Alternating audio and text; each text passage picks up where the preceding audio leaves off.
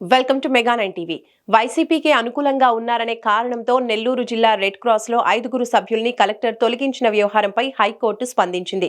తొలగింపుపై stay ఇచ్చింది. దీంతో నెల్లూరు జిల్లాలో వైసీపీ శ్రేణులు సంబరాలు ముగిసిపోయాయి. ఎప్పటికైనా న్యాయం, ధర్మమే గెలుస్తాయని వారు చెబుతున్నారు. అసలు రెడ్ క్రాస్ ప్రాథమిక సభ్యత్వం నుంచి తమను తొలగించడానికి కలెక్టర్ కు ఏం హక్కు ఉందని ఎమ్మెల్సీ చంద్రశేఖర్ రెడ్డి ప్రశ్నించారు. మంత్రి నారాయణ ఆదేశాలతో నెల్లూరు జిల్లాలో అధికారులు నడుచుకుంటున్నారని, ఇది పద్ధతి కాదు అన్నారు. వచ్చే ఎన్నికల్లో నారాయణపై పోటీకి సిద్ధమంటున్న వైసీపీ ఎమ్మెల్సీ చంద్రశేఖర్ రెడ్డితో మా నెల్లూరు జిల్లా ప్రతినిధి Srinivas Reddy face to face. Nellore జిల్లాలో రెడ్ క్రాస్ కు గత 5 సంవత్సరాల నుంచి ఎనలేని సేవ చేసి ప్రతి ఒక్క పేదవాడి మనసు దోచుకున్న వ్యక్తి పర్వతరెడ్డి చంద్రశేఖర్ రెడ్డి.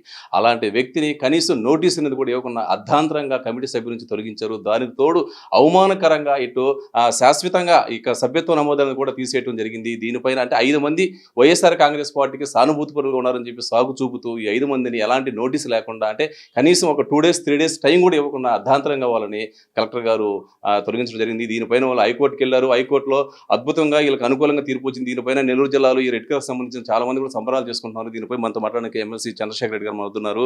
అంటే ఈ యొక్క రెడ్ క్రాస్ మాజీ చైర్మన్ గారు. సార్ చెప్పండి, ఈ రోజు చాలా ఉత్కంఠభరితంగా పరిణామాలు జరిగాయి. ఉదయాన్నే మీరు ప్రెస్ మీట్ పెట్టారు, సాయంత్రానికి మిమ్మల్ని అంటే సభ్యత్వం తీసేసినట్టు పెట్టారు, సాయంత్రానికి మీకు హైకోర్టు అనుకూలంగా తీర్పు వచ్చింది. అసలు ఈ రోజు అంతా ఏం జరిగింది? యాక్చువల్గా ఇండియన్ రెడ్ క్రాస్ సొసైటీకి సంబంధించి యూనిఫామ్ గైడ్లైన్స్ ఉంటాయి. ఆ యూనిఫామ్ గైడ్లైన్స్ ప్రకారం అయితే దాంట్లో మెంబర్గా చేరాలంటే ఏ పార్టీ, ఏ కులం, ఏ మతం వాళ్ళైనా, బయట ఏ ప్రొఫెషన్లోనైనా ఉండొచ్చు, వారందరూ కూడా మెంబర్స్గా కొనసాగొచ్చు.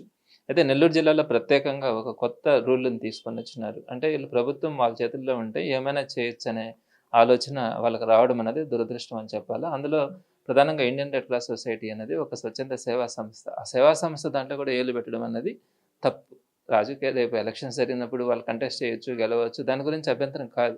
కానీ ఈ విధంగా చేయడం అంటే ఎక్కడా లేనటువంటి సంస్కృతిని ఒక పొలిటికల్ పార్టీలో ఇన్వాల్వ్ అయినారు. బయట ఏ పొలిటికల్ పార్టీలో ఎవరైనా ఉండొచ్చు, దానికైతే ఎలాంటి కండిషన్ కూడా లేదు.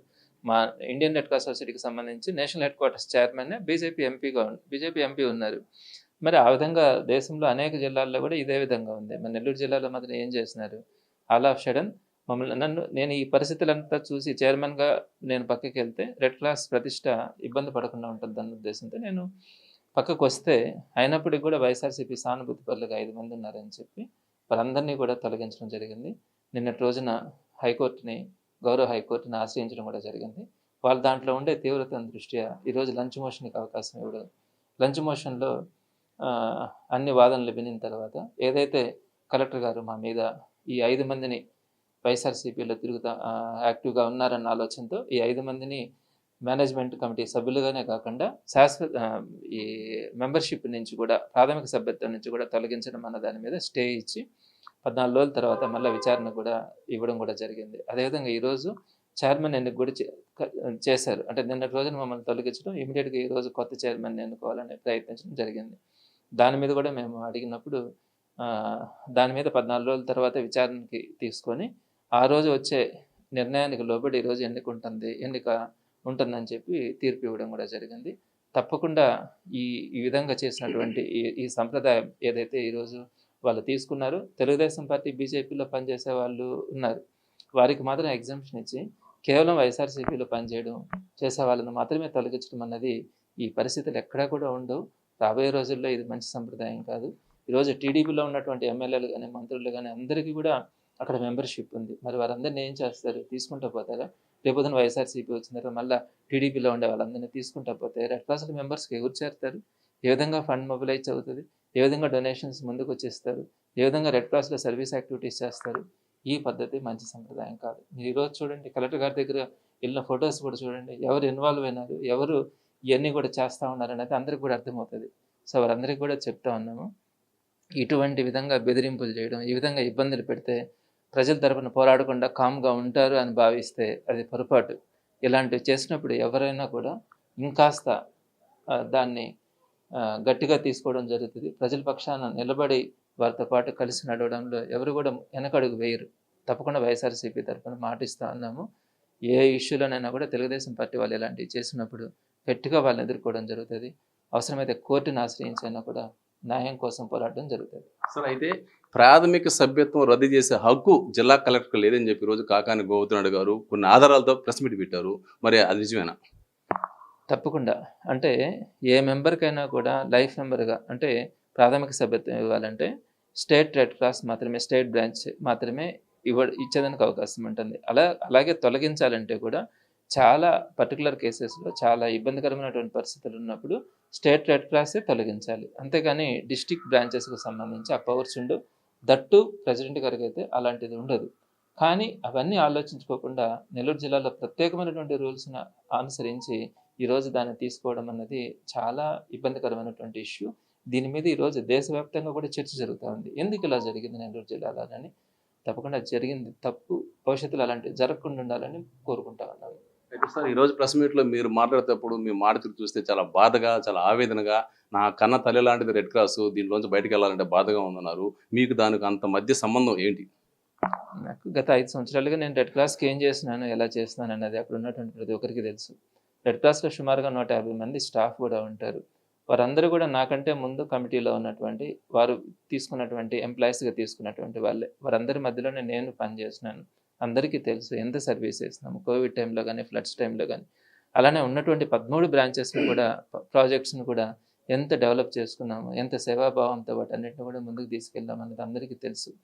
మరి అలాంటిది చేశారు. నేను దాని గురించి ఏం బాధపడట్లేదు. కాకపోతే ఇది కరెక్ట్ కాదు, భవిష్యత్తులో రెడ్ క్రాస్కి ఇబ్బంది అవుతుందనే తప్ప నేను చైర్మన్గా పక్కకు రావడానికి కానీ, మేనేజింగ్ కమిటీ మెంబర్గా రావడానికి కానీ, లైఫ్ మెంబర్గా పక్కకు రావడానికి కూడా ఆలోచించాను. ఎందుకంటే చేసిన రోజులు తృప్తిగా చేస్తున్నాను. నాకు జీవితకాలం చనిపోయే రోజు దాకా కూడా నాకైతే ఆ మెమరీస్ నిలబడతాయి. నేను చేసినటువంటి సర్వీసు అందరినీ కలుపుకొని మేనేజింగ్ కమిటీ మెంబర్స్ కానీ, మిగతా స్టాఫ్ కానీ, లైఫ్ మెంబర్స్ కానీ అందరు ఇచ్చినటువంటి కోఆపరేషన్తో చేయగలిగినటువంటి అయితే చాలా సంతోషాన్ని ఇచ్చినాయి.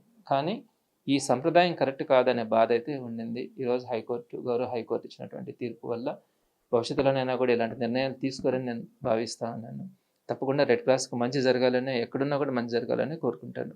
మిమ్మల్ని అర్ధాంతంగా ఈ కమిటీ సభ్యత్వం నుంచి తీసేయటం కానీ, లేకపోతే ఈ ప్రాథమిక సభ్యత్వం తొలగించడం కానీ, దీని వెనక మొత్తం మంత్రి నారాయణ హస్తం అని చెప్పి ఒక ప్రచారం జరుగుతాం.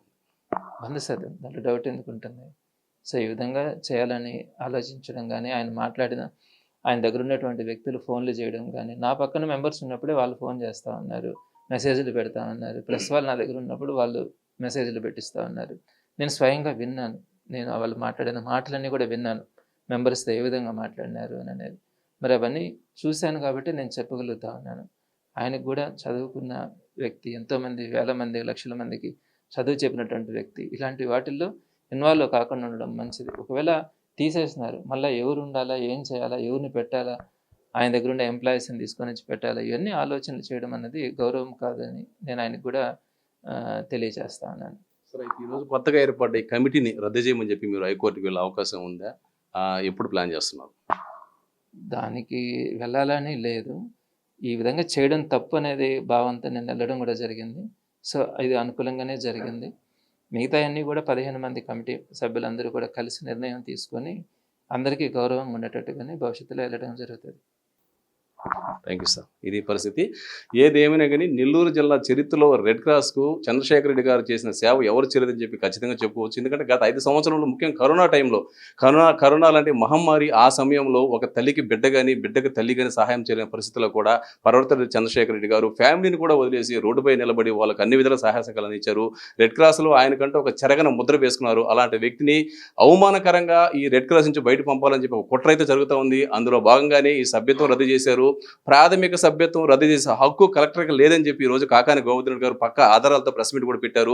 ఎలాంటి నోటీస్ ఇవ్వకుండా, ఏమి లేకుండా అవమానకరంగా వీళ్ళను రెడ్ క్రాస్ నుంచి పక్కకు తప్పించారు. అయితే హైకోర్టులో ఫైట్ చేసి ఈ రోజు స్టే తేవడంతో జిల్లా మొత్తం కూడా వైఎస్ఆర్ కాంగ్రెస్ పార్టీ సంబరాలు చేసుకుంటుంది. న్యాయం గెలిచింది, న్యాయం ఉంది అంటున్నారు. ఏదేమైనా రెడ్ క్రాస్కి ఇటు చైర్మన్గా కాకుండా కనీసం ఒక మెంబర్గా అయినా కానీ సేవ చేసే అదృష్టం తనకు ఉంటే చాలా మంచిదని, ఒకవేళ సభ్యత్వం లేకున్నా, మెంబర్గా లేకున్నా, తాను ఒంటరిగానైనా కానీ రెడ్ క్రాస్కి తన వంతు బతికినంత కాలం ఖచ్చితంగా సేవా కార్యక్రమాలు చేస్తూ ఉంటున్నారు. అదేవిధంగా తనను భయపెట్టాలని కొందరు ప్రయత్నిస్తారని, తను భయపడే వ్యక్తిని కాదని, ప్రాణం ఉన్నంత వరకు ఫైట్ చేస్తానని చెప్పి 2029లో కూడా ఖచ్చితంగా సిటీ నుంచి పోటీ చేసి భారీ మెజార్టీతో గెలుస్తానని చెప్పి పర్వతరెడ్డి చంద్రశేఖర్ రెడ్డి చెప్పడం జరిగింది. కెమెరామెన్ సునీల్తో శ్రీనివాసరెడ్డి, నెల్లూరు జిల్లాలోని చంద్రశేఖర్ రెడ్డి ఆఫీసు నుండి.